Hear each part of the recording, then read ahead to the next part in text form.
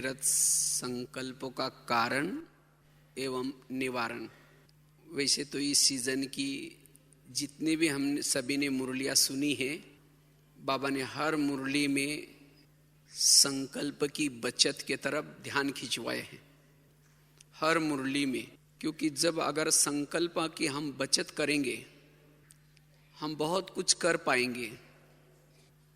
क्योंकि भविष्य की जो सेवाएं हैं, वो भविष्य की सेवाओं का आधार है संकल्प की बचत।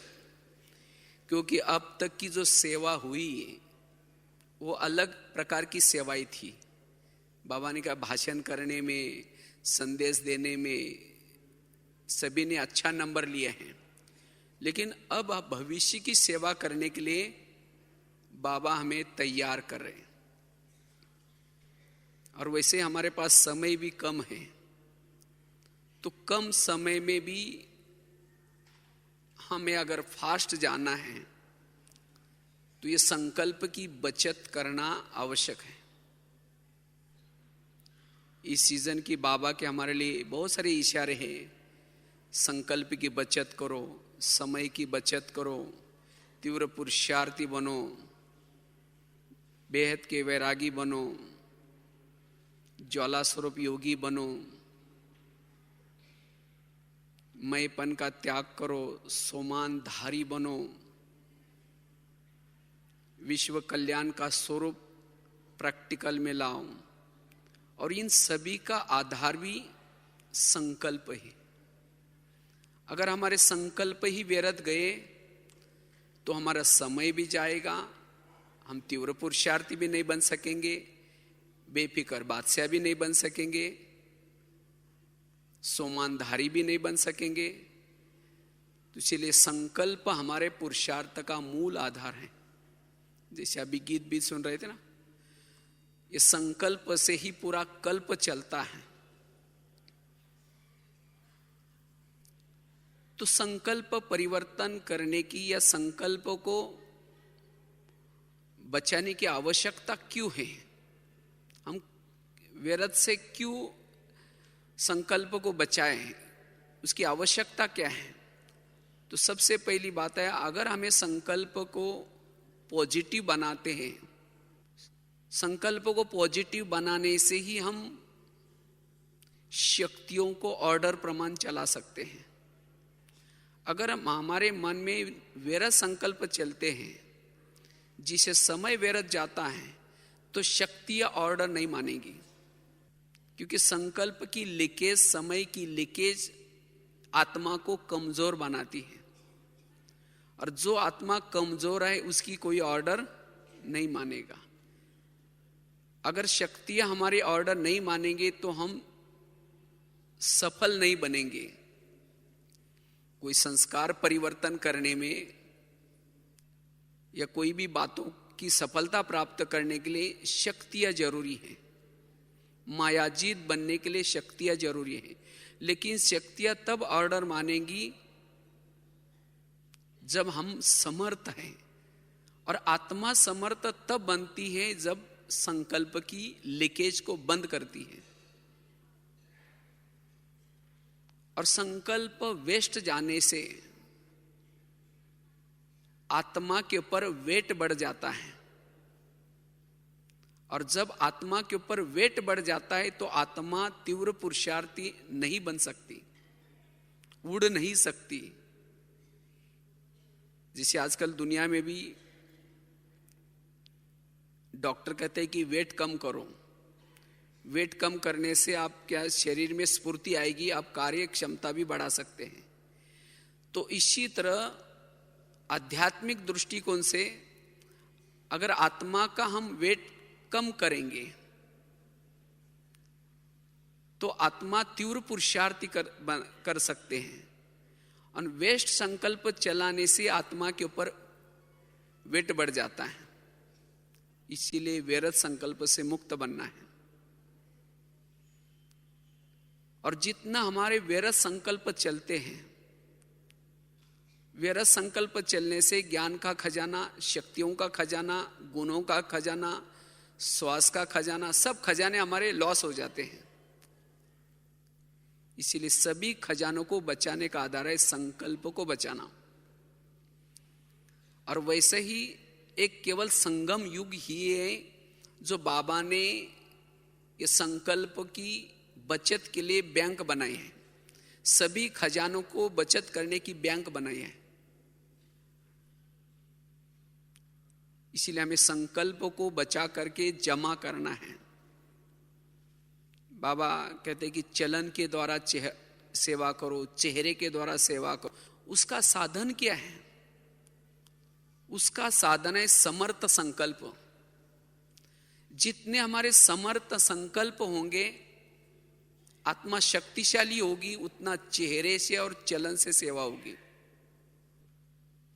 इसीलिए हमें व्यर्थ से स्वयं को मुक्त करना है। अगर हम अपने संस्कारों को परिवर्तन करना चाहते हैं, क्योंकि संस्कार भी बनते संकल्पों से, चाहे आपस के संस्कार, चाहे खुद के अंदर के पुराने संस्कार, अगर उन संस्कारों को परिवर्तन करना चाहते हैं तो संकल्प में परिवर्तन करना है। निगेटिव संकल्प निगेटिव संस्कारों को बनाते हैं। इसीलिए हमें संस्कारों को परिवर्तन करना है तो संकल्पों को, व्यर्थ को खत्म करना है। व्यर्थ संकल्प वाला स्वधर्म में टिक नहीं सकता। अगर मन में संकल्प नेगेटिव चलते हैं तो स्वधर्म में आत्मा टिक नहीं सकती। शांत स्वरूप, शक्ति स्वरूप, आनंद स्वरूप, प्रेम स्वरूप, पवित्र स्वरूप, जो आत्मा के जो ओरिजिनल स्वरूप है, अगर इस स्वरूपों की अनुभूति करना है तो व्यर्थ से हमें मुक्त बनने की आवश्यकता है। अगर मन में व्यर्थ संकल्प चलते हैं तो आत्मा के पास साइलेंस पावर का बल जमा नहीं होगा। इसीलिए हमें व्यर्थ से मुक्त बनना है। वैसे संडे की मुरली आप सभी ने सुनी होंगी। बाबा ने कहा आप सभी आधार मूर्त हो, और आधार मूर्त आत्माओं को क्या क्या करना है, अन्य आत्माओं की वृत्ति को परिवर्तन करना है। किसी के अंदर की कमजोरी है, कमजोर संस्कार है, उसका भी परिवर्तन करना है। विश्व का वायुमंडल परिवर्तन करना है। लेकिन ये सब कुछ परिवर्तन करने का आधार है हमारे संकल्प। अगर हमने अभी संकल्पों को बचाए हैं तो भविष्य की ऐसी बहुत सारी सेवा कर सकेंगे। इतना ही नहीं, आगे चल करके मनसा सेवा चलेगी, और मनसा सेवा करने का भी आधार है संकल्प। जिन्होंने अपने व्यर्थों को बचा करके स्वयं को समर्थ बनाया है, वही आगे चल करके मनसा सेवा कर सकता है।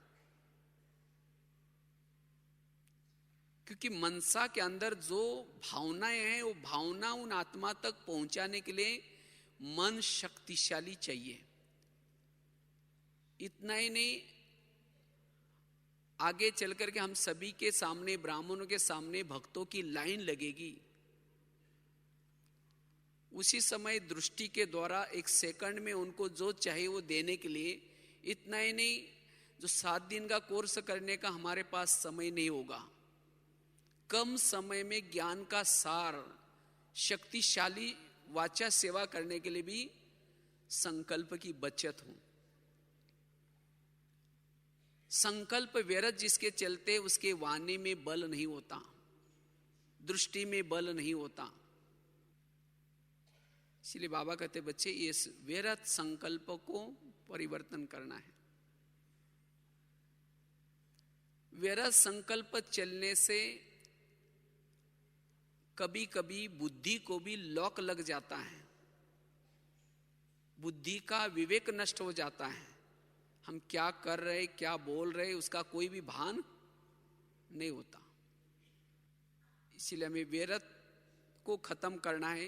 क्योंकि जितना हम व्यर्थ संकल्प करते हैं, व्यर्थ सोचते हैं, उतना बुद्धि के ऊपर एक प्रकार की धूल आती है, बुद्धि अस्वच्छ बनती है।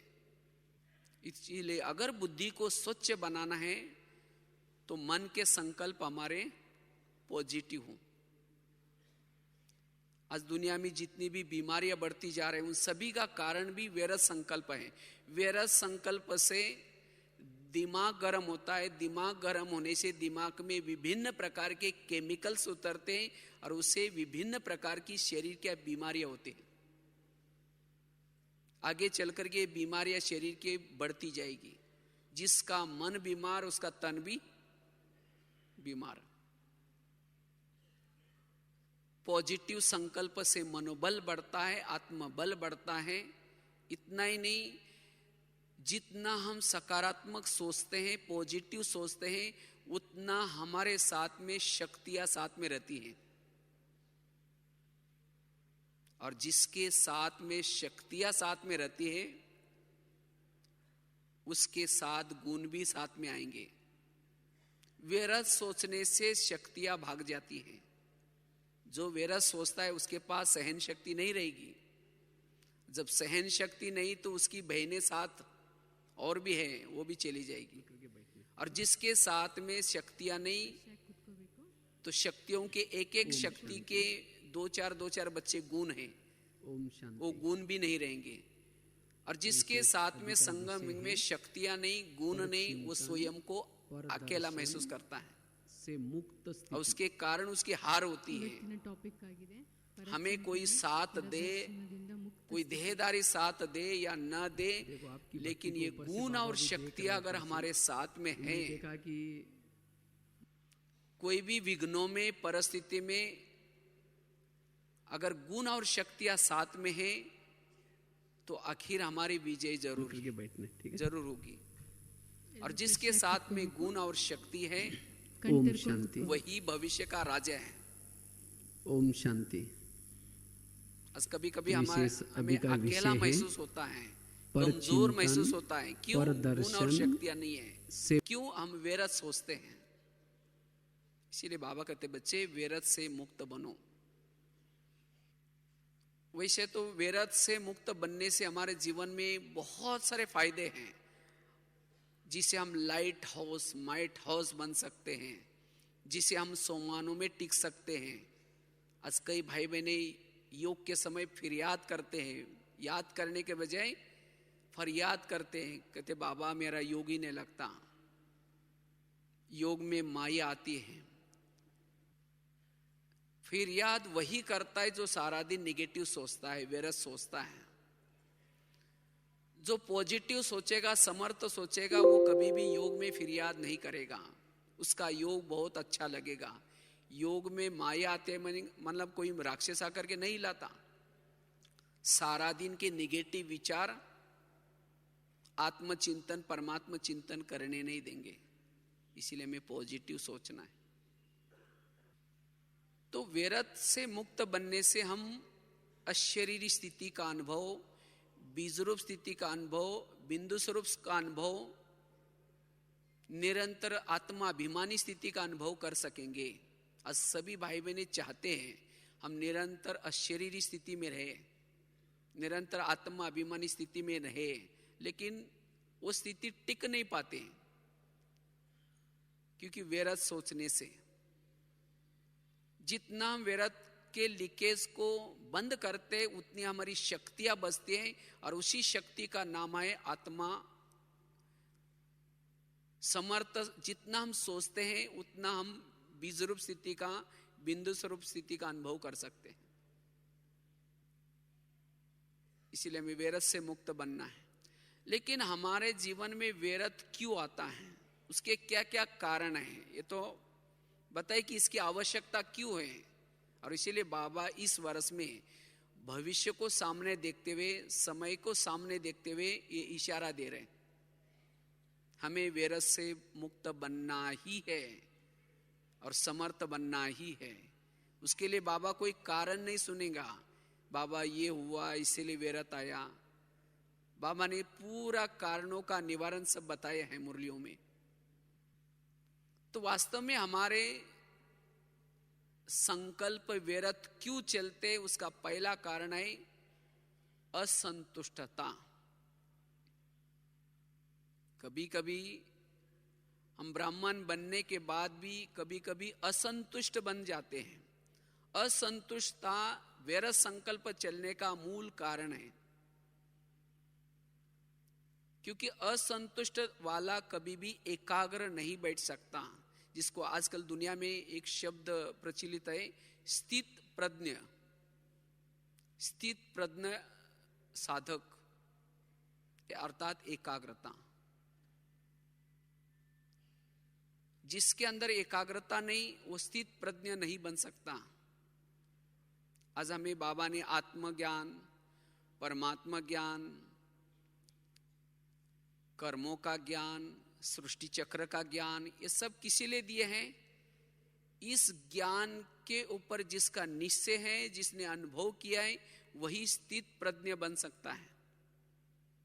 और हमारे पुरुषार्थ का लक्ष्य है स्थित प्रज्ञ बनना। हमारे जीवन में कोई भी प्रकार का क्वेश्चन न रहे।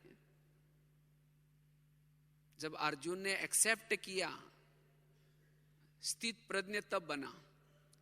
मन में हलचल थी, ये कैसे हो सकता है, इनको कैसे मैं मारूं, इनको कैसे भूलूं, तब तक वो स्थित प्रज्ञ नहीं बना। जब उसके क्वेश्चन पूरे हुए तब जाकर के वो स्थित प्रज्ञ बना। इसी तरह मेरे जीवन में कोई भी प्रकार के क्या और क्यों के क्वेश्चन न रहे।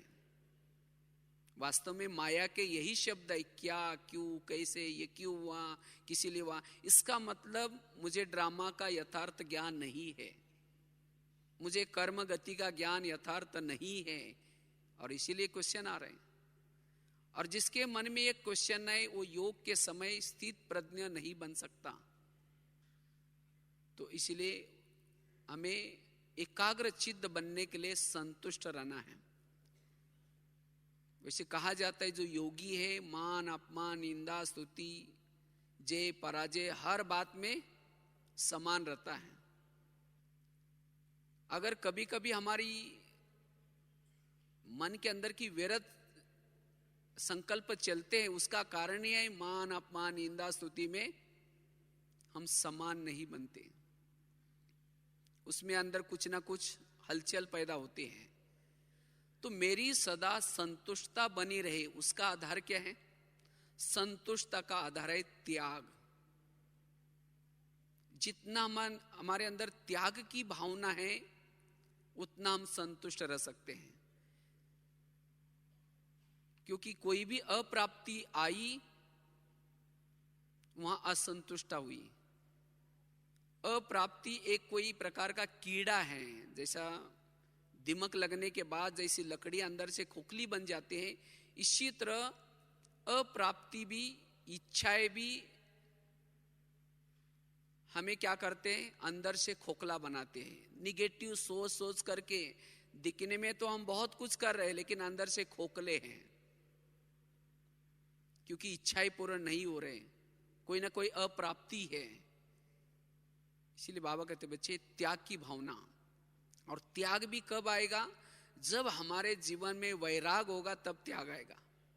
इसीलिए बाबा ने अभी खास अटेंशन खिंचवाया, बेहद के वैरागी बनो। और वैराग किससे आता है? वैराग आता है ज्ञान से।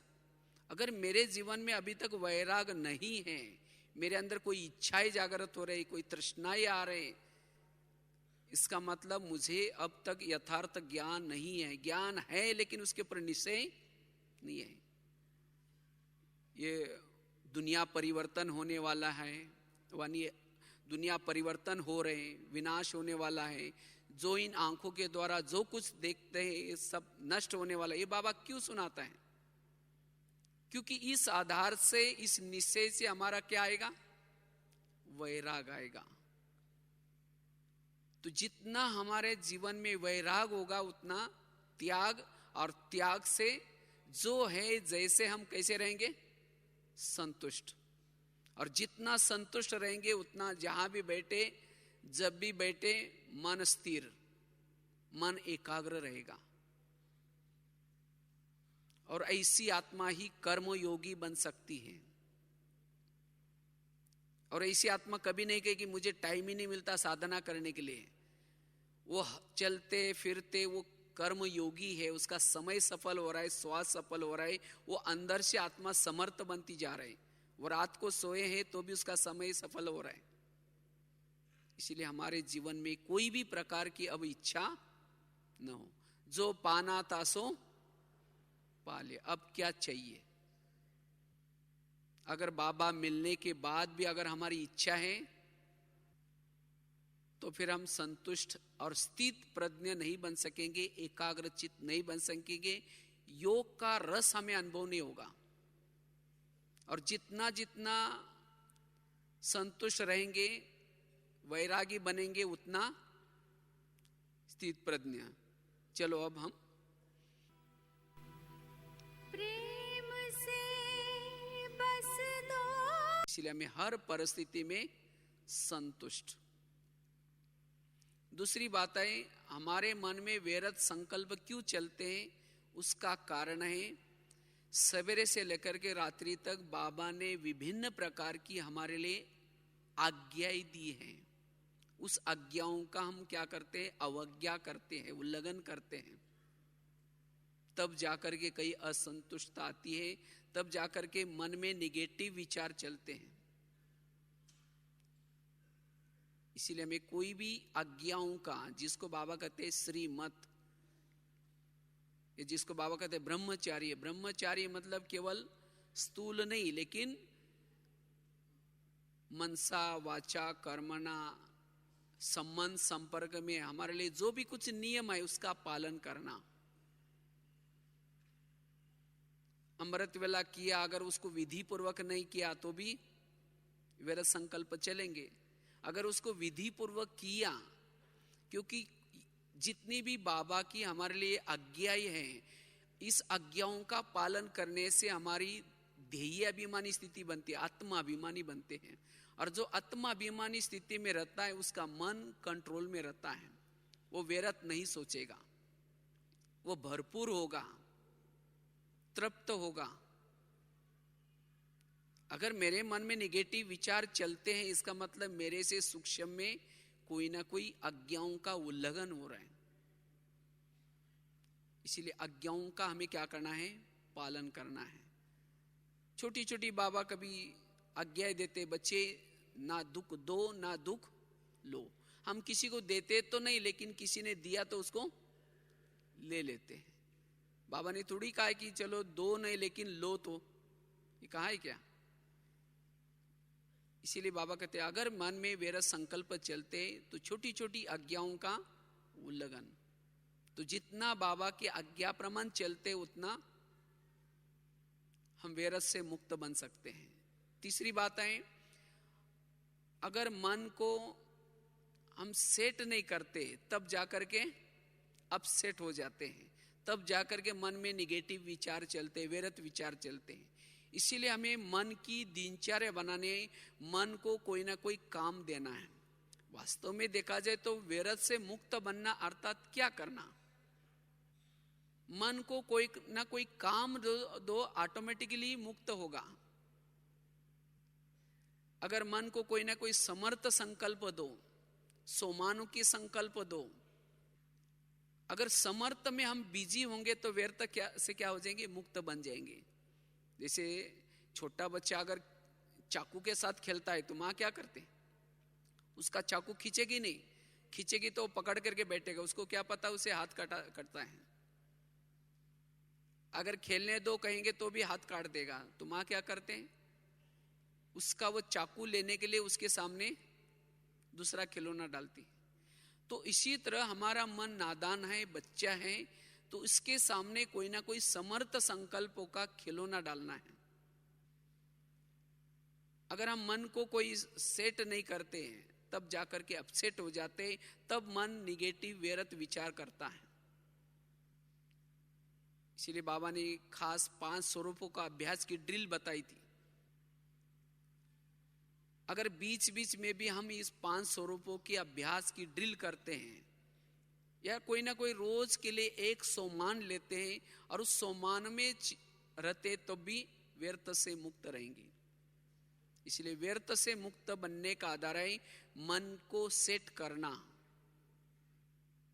चौथी बात है, अगर व्यर्थ से मुक्त बनना है, उसके लिए बाबा ने जो इतना ज्ञान का खजाना दिए हैं, मुरली, उस मुरली का चिंतन अगर हम करते तो भी व्यर्थ से मुक्त बन सकेंगे। आज भी था ना, विचार सागर मंथन करो।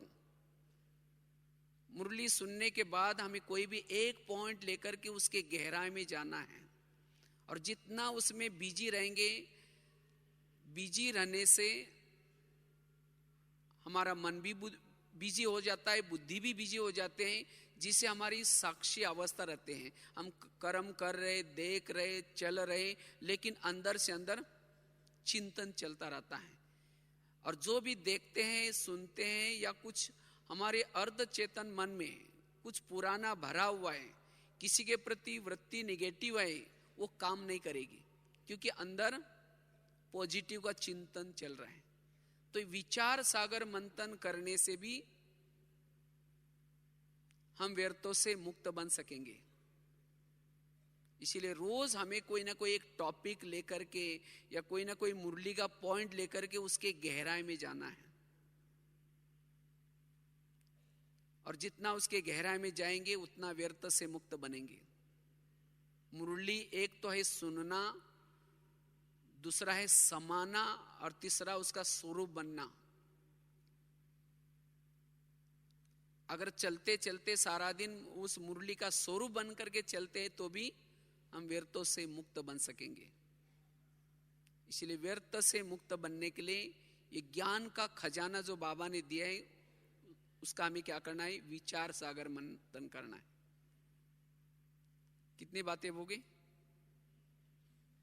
पहली बताई असंतुष्टता व्यर्थ का कारण है। दूसरा बताया सवेरे से लेकर के रात्रि तक जो भी हमारे लिए बाबा ने आज्ञाएं दी है, उस आज्ञाओं का उल्लंघन होता है, उसके कारण मन में निगेटिव विचार चलते हैं। तीसरी बात बताई मन को सेट नहीं करते, तब जाकर के वो अपसेट हो जाता है। चौथी बताई अगर हम ज्ञान का चिंतन करते हैं, मुरली के खजानों को सारा दिन स्मरण करते हैं, विचार सागर मंथन करते, तब भी उसे व्यर्थ से मुक्त बन सकेंगे। 4 बातें हुई। 5वीं बात है सारा दिन में अगर हमारे सामने जो भी कुछ बातें आती हैं, बातें बड़ी छोटी छोटी होती हैं, अगर इन छोटी छोटी बातों को, निगेटिव बातों को अगर हम पॉजिटिव बनाते हैं, तब भी हम व्यर्थों से मुक्त बन सकते हैं। साधारण बातें होते हैं, कोई अपमान करेगा, कोई आपकी निंदा भी करेगा, कोई महिमा भी करेगा, लेकिन इन निगेटिव बातों को हमें क्या बनाना? पॉजिटिव। अगर कोई गाली देता है, क्या समझो गाली नहीं दी, मेरे ऊपर गुलाब का फूल डाल दिया।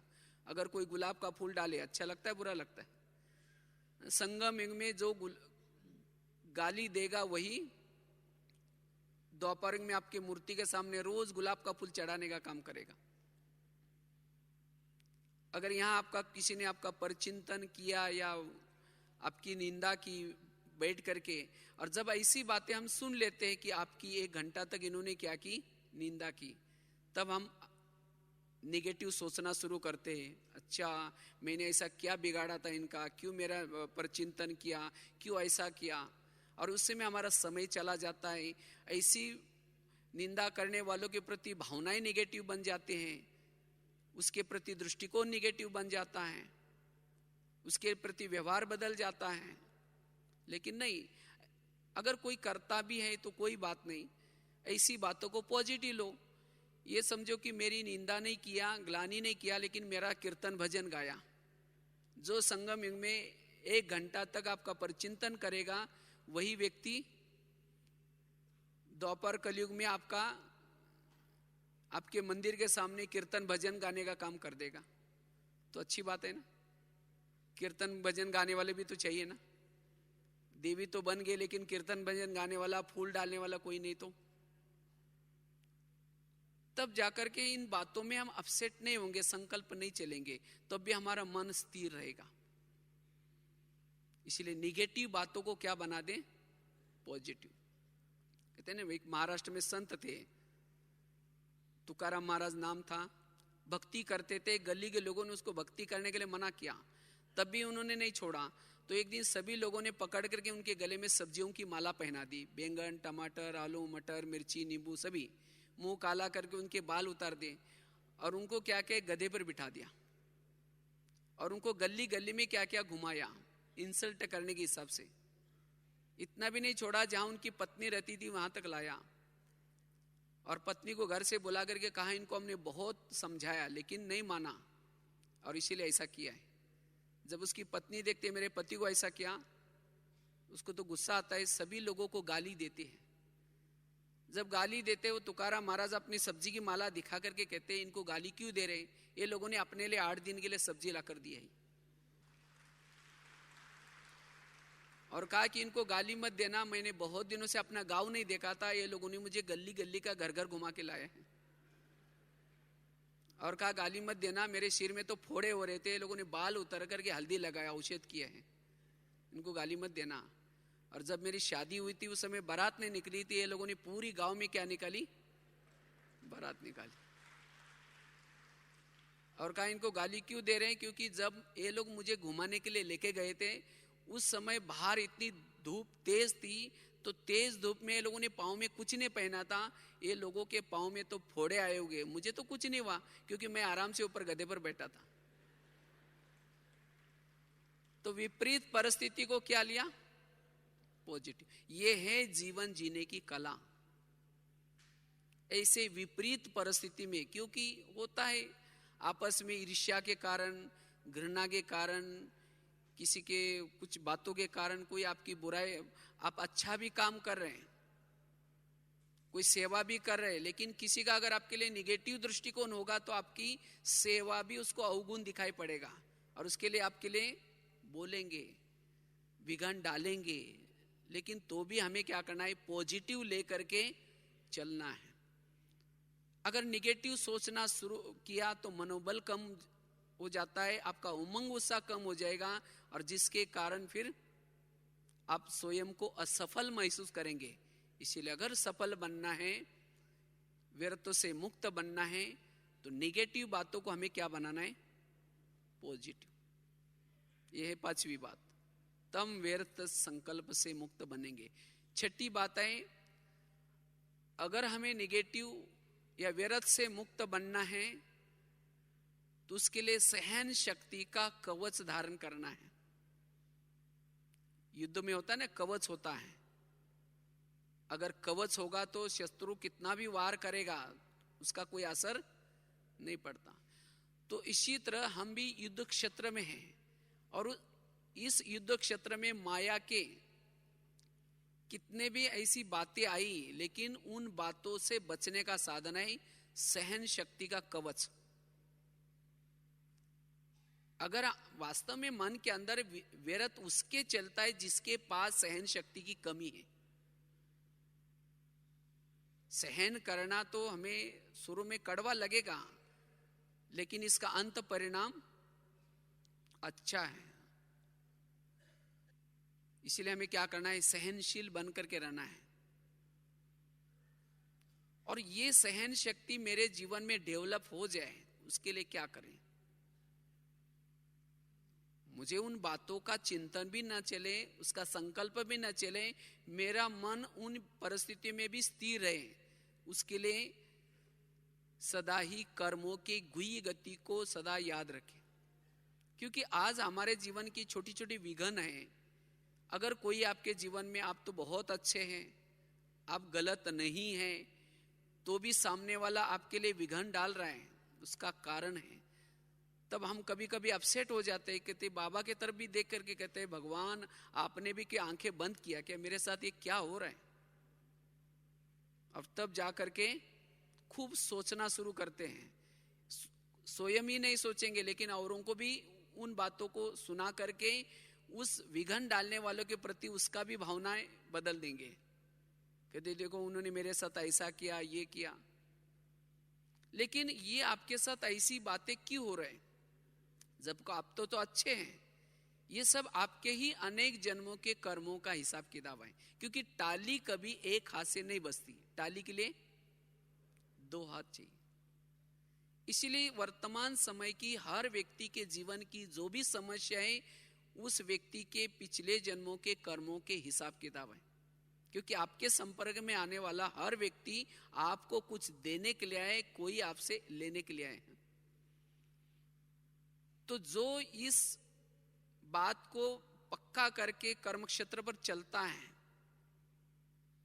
तब उन आने वाली परिस्थिति में, आने वाली बातों में वो स्थिर रहेगा, उसके मन में कोई भी प्रकार की हलचल नहीं होगी। कभी कभी हम कर्मों को भूल जाते हैं, तब जाकर के सोचते ये तो मुझे अपने कंट्रोल में रख रहे, ये तो मुझे मेरे साथ ऐसा व्यवहार कर रहे, क्योंकि हमने भी उनके साथ कभी किया होगा। हमारे रिश्तेदारी, संबंधी, मित्र संबंधी, ये जो भी कुछ है, ये हमारे कर्मों के आधार से हमारे पास, उनके पास हम पहुंचे। तो इस बात को याद रखने से हमारे अंदर सहन शक्ति धीरे धीरे आएगी। दूसरी बात है, सहन शक्ति का कवच सदा मेरे साथ में रहे, उसके लिए सदा याद रखना है, विघ्न डालने से ही, विघ्नों से ही मेरा कल्याण होने वाला है, विघ्नों से मेरा अकल्याण नहीं होगा।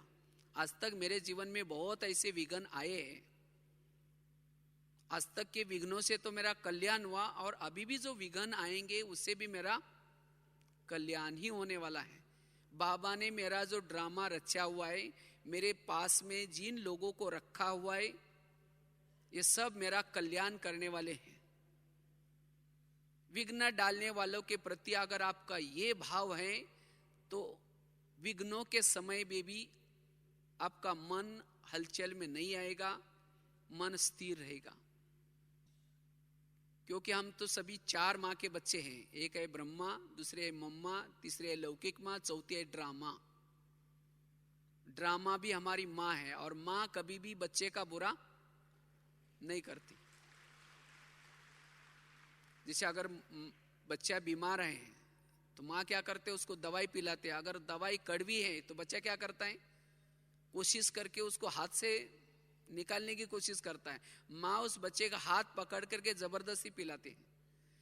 तो इसी तरह ड्रामा रूपी माँ भी कभी कभी हमारे सामने कोई ऐसी विपरीत घटना लाती है तो हमें लगता है ये नहीं चाहिए, लेकिन फिर भी ड्रामा रूपी माँ क्या करते, हाथ पकड़ करके, उसको पता है कि अभी इसको कड़वी लग रहे हैं, लेकिन इससे ही इसका कल्याण होने वाला है, अनेक बीमारियां ठीक होने वाली हैं।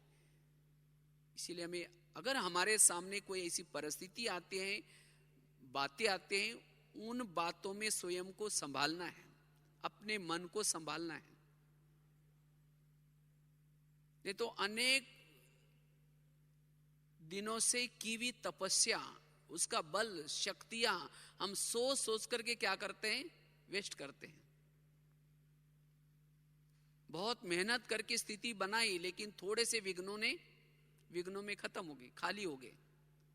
इसलिए हमें विघ्नों में क्या करना है, स्वयं को, जो बाबा ने ड्रामा, कर्मों की बातें, ये सब बातें बताए, उसको याद रख करके स्वयं को स्थिर रखने का प्रयास करना है। इसलिए विघ्नों के प्रति, विघ्न डालने वालों के प्रति हमारा दृष्टिकोण पॉजिटिव। नहीं तो कभी कभी विघ्न डालने वालों के प्रति हमारे भावना भी कहते, इसको दुआ हम कभी नहीं देंगे, इसने तो मेरे लिए क्या क्या किया है। और ये उसके प्रति नफरत, घृणा अंदर रग रग में चली जाते हैं, और उसके कारण फिर स्वप्न में भी हमें वो दुश्मन के रूप में नजर आता है। हमारी वृत्ति उसके लिए निगेटिव बन जाते हैं, उसके लिए दृष्टि निगेटिव बन जाते हैं, उसके लिए व्यवहार भी निगेटिव बन जाता है। और उसके कारण भले हम ऊपर से तो ओम शांति करते हैं, लेकिन अंदर से दिल नहीं मानता। उसके दिल में हमारे लिए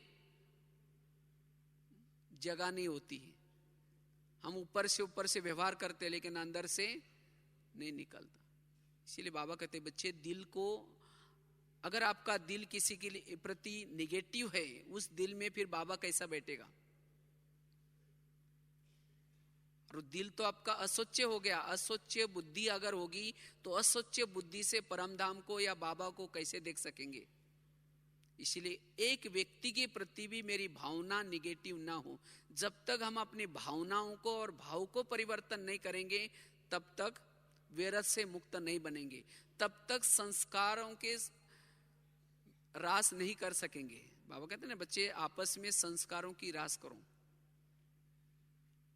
तो ये संस्कारों में टकराव कब आता है? जब हम विघ्न डालने वालों के प्रति दृष्टि को निगेटिव बनाते हैं। तो इसलिए हमें सहनशील, जब विघ्न डालने वालों के प्रति दृष्टिकोण पॉजिटिव होगा तब हमारे अंदर सहन शक्ति का कवच बना रहेगा और तब हम व्यर्थों से मुक्त रहेंगे। और वास्तव में विघ्नों को तूफान कहा जाता है। और तूफान को क्या कहते हैं? तोहफा। अगर कोई तोहफा मिल जाए, गिफ्ट मिल जाए तो क्या हो जाते हैं? दुखी हो जाते हैं या खुशी आ जाते हैं? खुशी आ जाते ना। तो तूफान हमारे लिए एक प्रकार का तोहफा है। तो इसलिए तूफानों में हमें क्या करना है? स्वयं को व्यर्थों में नहीं उलझाना है। तो इसीलिए सहन शक्ति का कवच सदा हमारे साथ में रहे, तब हम व्यर्थों से मुक्त बनेंगे। और सातवीं बात है, अगर हमें व्यर्थों से मुक्त बनना है तो हमारी देही अभिमानी स्थिति बनी रहे सारा दिन। अगर आपकी देही अभिमानी स्थिति है तो व्यर्थ से आप हद से परे रहेंगे, क्योंकि जो देही अभिमानी स्थिति में रहता है, लवलीन रहता है, वो जैसे कि अंदर से वो खोया है, साक्षी अवस्था है, उसको ये व्यर्थ क्या है? व्यर्थ की अवज्ञा होती है, उसको ज्ञान नहीं होता व्यर्थ क्या चीज है। तो मेरी अशरीरी स्थिति या आत्मिक स्थिति बनी रहे, इसके लिए अमृत वेला का योग, अगर अमृत वेला हम विधि पूर्वक करते हैं, थोड़ा अलर्ट करते हैं, थोड़ा मेहनत करके करते हैं, तब हमारी सारा दिन की आत्मिक स्थिति बनी रहेगी। अगर आत्मिक स्थिति है, चाहे कोई मान हो, चाहे अपमान हो, चाहे निंदा हो, हर परिस्थिति में संकल्प नहीं चलेंगे, लगेगा ये छोटी छोटी बातें हैं, क्योंकि उसी समय हमारी मन और बुद्धि उपराम रहती है। भले शरीर यहां है, चल रहा है, आंखें देख रहे हैं, वो परिस्थिति, उन बातों को हम सुनते हुए भी जैसे न सुनने की अवस्था बनी रहते हैं। इसीलिए अगर मन को कंट्रोल करना है, व्यर्थों से मुक्त बनना है, ये आत्मा अभिमानी स्थिति को हमें क्या करना है? बना करके रखना है। और उसके लिए अमृत वेला का योग, क्लास में जो मुरली हम सुनते हैं, उस मुरली को थोड़ा अलर्ट होकर के, एक्टिव होकर के अगर सुनते हैं, क्लास के पहले थोड़ा सा योग करते हैं, सवेरे जो 8 बजे तक अपने लिए मेहनत करता है, उसकी सारा दिन वो आत्मिक स्थिति बनी रहेगी। और जिसकी आत्मिक स्थिति है उसको ये व्यर्थ संकल्प नहीं चलेंगे, क्योंकि जब देह भान होता है, अगर हमारी अमृत वेला ठीक नहीं है, मुरली को ऐसा ही सुन लिया, तो सारा दिन जब हम चलते तो देह भान होता है। और जिसको देह भान है उसके साथ में कुछ झूठे मैं भी चलते हैं, मैं ये हूं, मैं पैसे वाला हूं, ये हद का मैं, झूठा मैं। और जिसके साथ में झूठा मैं साथ में चलता है, उसको कोई पूछता नहीं, किसी ने अपमान किया, उसको फीलिंग आते हैं, उसके संकल्प चलते हैं। इसलिए मेरे वो झूठे मैं दबे रहे, इसीलिए मुझे असली मैं को ताकत देनी है। जितना योग करेंगे, मुरली सुनेंगे, विचार सागर मंथन करेंगे, सोमानों में रहेंगे, जो असली मय है, आत्मा मय है, उसको ताकत मिलते हैं और उसके कारण सारा दिन आत्मिक स्थिति बनी रहते हैं। और जिसकी आत्मिक स्थिति है वो सारा दिन व्यर्थ बातों में उसका कोई असर नहीं होगा। किसी ने कुछ बोल भी दिया तो वो मुस्कुराता रहेगा, उसको पता भी नहीं चलेगा कि इसने मुझे व्यर्थ बोला। उसको लग रहा है कि कोई ग्लानि और अपमान में भी उसको लग रहा है मेरी महिमा ही हो रही। इसीलिए बाबा कहते बच्चे आत्मा अभिमानी स्थिति को बनाकर रखो। तो इस तरह से और भी बहुत सारे कारण है। अगर ये मुख्य कारण है जो 6-7 जो बताए, और इन कारणों के कारण आज हमारे मन में क्या होता है, व्यर्थ संकल्प चलते हैं, और इस व्यर्थ संकल्प के कारण जो आत्मा समर्थ बननी चाहिए, जो योग में जो सुख मिलना चाहिए, वो नहीं मिलता। और इतना ही नहीं, अगर हमें भविष्य में वो मनसा सेवा करनी है, अपने संस्कारों को परिवर्तन करना है, तो ये व्यर्थ संकल्प से हमें क्या करना है, मुक्त बनना है और स्वयं को समर्थ बनाना है। और जितना हम समर्थ होंगे, वायुमंडल को भी समर्थ बना सकते हैं। अगर हम ही कोई और बातों में उलझे हैं, तो दूसरे के आंखों के आंसू कैसे पहुंच सकेंगे? हम खुद ही रो रहे, उन्होंने मुझे ऐसा किया, उन्होंने मेरे साथ ऐसा किया। हम खुद ही व्यर्थों में हैं, तो दूसरों को समर्थ कैसे बना सकते हैं? तो इसलिए आगे समय आएगा, हर व्यक्ति के सामने समस्या आने वाले, बातें आने वाले हैं, और सब लोग आप सभी के सामने भी आएंगे, कहीं कि हम हमारे सामने ये परिस्थिति हमको छुड़ाओ। तो जिन्होंने अपने आप को समर्थ बनाया, ऐसी आत्माएं उन आत्मा के लिए सहारा बनेगी। इसलिए हमें क्या करना है, इस व्यर्थ संकल्प से स्वयं को मुक्त बनने का क्या करना है, पुरुषार्थ करना है। और उसके लिए जैसे 6-7 बातें बताई, एक तो पहले हमें संतुष्ट रहना है सभी संतुष्ट? हाँ, जो सोचते हैं कि मेरा जो भी ड्रामा है मेरे आसपास पड़ोस में, चाहे जो पति के रूप में है, बच्चों के रूप में, जो भी जैसा है, मैं उस बात में संतुष्ट हूं, वो हाथ खड़ा करो। वाह, चलो बहुत अच्छी बात है। लेकिन अभी व्यर्थ नहीं सोचना है। फिर ऐसा नहीं कि संतुष्ट भी हूं और वो कोई बात आए तो फिर परेशान। तो इसलिए एक तो संतुष्ट रहना है, और दूसरी बात बताई, आज्ञाओं का उल्लंघन नहीं करना है, और मन के लिए हमें कोई ना कोई धैर्य बना करके रखनी है। और उसके साथ चौथी बात बताई, मुरली का जो चिंतन हमें करके व्यर्थ से मुक्त बनना है। 5वीं बात बताई, निगेटिव बातों को क्या बनाना है, पॉजिटिव बनाना है। और 6ठी बात बताई, हमें सहन शक्ति का कवच बना करके चलना है। जब भी आप सवेरे मुरली के बाद आप कर्म क्षेत्र में जाते हैं, सहन शक्ति का कवच पहन करके जाओ। मैं सहन शक्ति की देवी हूं, मैं सहन शक्ति का देवता हूं। मुझे सारा दिन आज जो कुछ होता है उसको सहनशील बन करके सहन करना है, सोचना नहीं है। और उसके साथ साथ देहाभिमानी स्थिति को मेंटेन करके रखना है। तब हम व्यर्थ से मुक्त होकर के भविष्य में बहुत सारी सेवा कर सकेंगे। ओम शांति। बहुत सुंदर विषय है, व्यर्थ संकल्पों का कारण एवं निवारण। वैसे तो इस सीजन की जितने भी हम सभी ने मुरलियाँ सुनी है, बाबा ने हर मुरली में संकल्प की बचत के तरफ ध्यान खिंचवाए हैं, हर मुरली में। क्योंकि जब अगर संकल्प की हम बचत करेंगे, हम बहुत कुछ कर पाएंगे। क्योंकि भविष्य की जो सेवाएं हैं, वो भविष्य की सेवाओं का आधार है संकल्प की बचत। क्योंकि अब तक की जो सेवा हुई वो अलग प्रकार की सेवाएं थी। बाबा ने कहा, भाषण करने में, संदेश देने में सभी ने अच्छा नंबर लिए हैं। लेकिन अब भविष्य की सेवा करने के लिए बाबा हमें तैयार कर रहे हैं। और वैसे हमारे पास समय भी कम है, तो कम समय में भी हमें अगर फास्ट जाना है तो ये संकल्प की बचत करना आवश्यक है। इस सीजन की बाबा के हमारे लिए बहुत सारे इशारे हैं। संकल्प की बचत करो, समय की बचत करो, तीव्र पुरुषार्थी बनो, बेहद के वैरागी बनो, ज्वाला स्वरूप योगी बनो, मैंपन का त्याग करो, सोमान धारी बनो,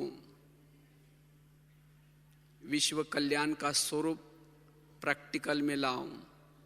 और इन सभी का आधार भी संकल्प है। अगर हमारे संकल्प ही व्यर्थ गए तो हमारा समय भी जाएगा, हम तीव्र पुरुषार्थी भी नहीं बन सकेंगे, बेफिक्र बादशाह भी नहीं बन सकेंगे, सोमानधारी भी नहीं बन सकेंगे। तो इसलिए संकल्प हमारे पुरुषार्थ का मूल आधार है। जैसे अभी गीत भी सुन रहे थे ना, ये संकल्प से ही पूरा कल्प चलता है। तो संकल्प परिवर्तन करने की या संकल्प को बचाने की आवश्यकता क्यों है? हम व्यर्थ से क्यों संकल्प को बचाएं? उसकी आवश्यकता क्या है? तो सबसे पहली बात है, अगर हमें संकल्प को पॉजिटिव बनाते हैं, संकल्प को पॉजिटिव बनाने से ही हम शक्तियों को ऑर्डर प्रमाण चला सकते हैं।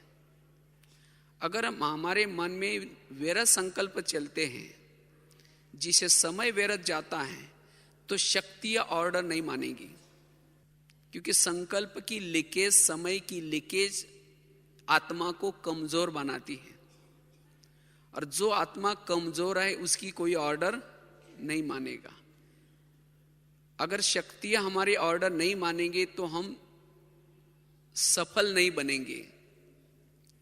कोई संस्कार परिवर्तन करने में या कोई भी बातों की सफलता प्राप्त करने के लिए शक्तियां जरूरी है, मायाजीत बनने के लिए शक्तियां जरूरी है।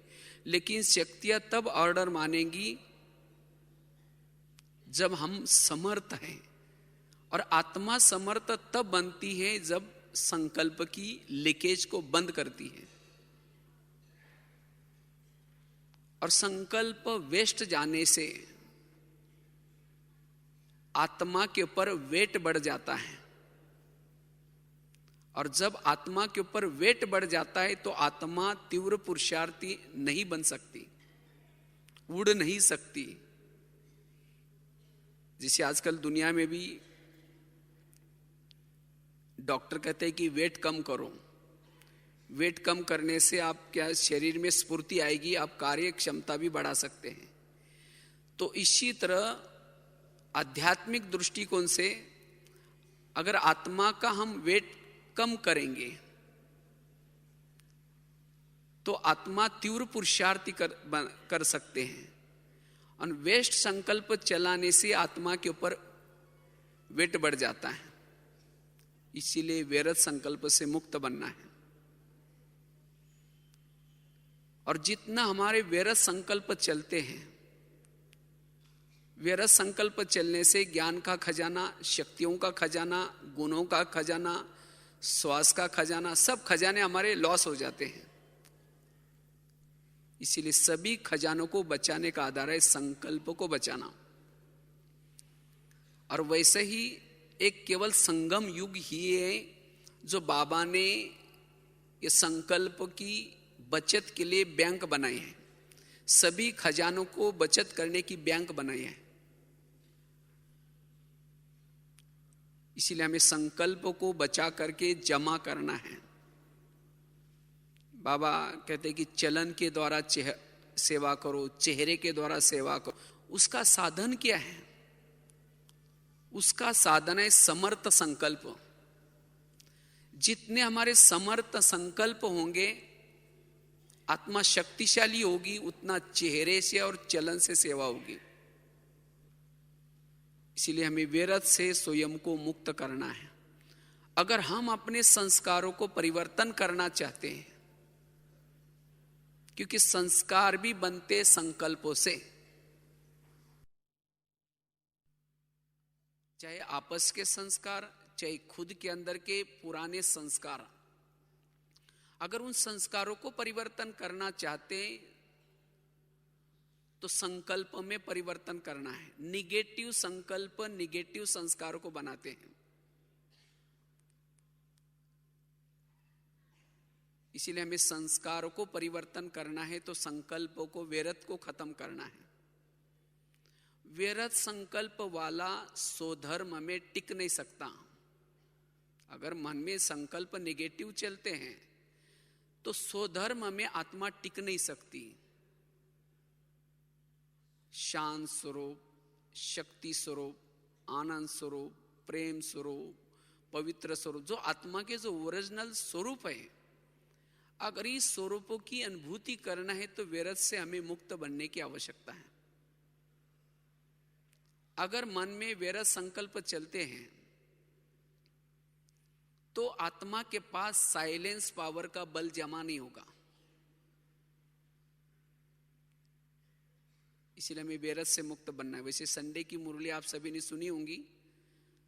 बाबा ने कहा आप सभी आधार मूर्त हो, और आधार मूर्त आत्माओं को क्या क्या करना है, अन्य आत्माओं की वृत्ति को परिवर्तन करना है। किसी के अंदर की कमजोरी, कमजोर संस्कार है, उसका भी परिवर्तन करना है। विश्व का वायुमंडल परिवर्तन करना है। लेकिन ये सब कुछ परिवर्तन करने का आधार है हमारे संकल्प। अगर हमने अभी संकल्पों को बचाए हैं तो भविष्य की ऐसी बहुत सारी सेवा कर सकेंगे। इतना ही नहीं, आगे चल करके मनसा सेवा चलेगी, और मनसा सेवा करने का भी आधार है संकल्प। जिन्होंने अपने व्यर्थों को बचा करके स्वयं को समर्थ बनाया है, वही आगे चल करके मनसा सेवा कर सकता है। क्योंकि मनसा के अंदर जो भावनाएं हैं, वो भावना उन आत्मा तक पहुंचाने के लिए मन शक्तिशाली चाहिए। इतना ही नहीं, आगे चल करके हम सभी के सामने, ब्राह्मणों के सामने भक्तों की लाइन लगेगी। उसी समय दृष्टि के द्वारा एक सेकंड में उनको जो चाहिए वो देने के लिए, इतना ही नहीं, जो 7 दिन का कोर्स करने का हमारे पास समय नहीं होगा, कम समय में ज्ञान का सार, शक्तिशाली वाचा सेवा करने के लिए भी संकल्प की बचत हो। संकल्प व्यर्थ जिसके चलते उसके वाणी में बल नहीं होता, दृष्टि में बल नहीं होता। इसलिए बाबा कहते बच्चे, इस व्यर्थ संकल्प को परिवर्तन करना है। व्यर्थ संकल्प चलने से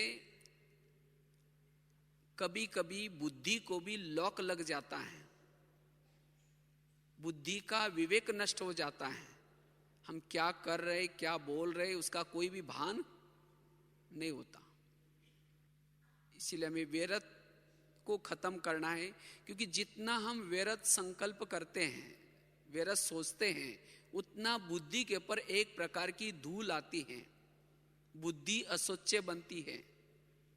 इसलिए अगर बुद्धि को स्वच्छ बनाना है तो मन के संकल्प हमारे पॉजिटिव हों। आज दुनिया में जितनी भी बीमारियां बढ़ती जा रही हैं, उन सभी का कारण भी व्यर्थ संकल्प है। व्यर्थ संकल्प से दिमाग गर्म होता है, दिमाग गर्म होने से दिमाग में विभिन्न प्रकार के केमिकल्स उतरते हैं और उससे विभिन्न प्रकार की शरीर की बीमारियां होती हैं। आगे चलकर के बीमारियां शरीर के बढ़ती जाएगी। जिसका मन बीमार, उसका तन भी बीमार।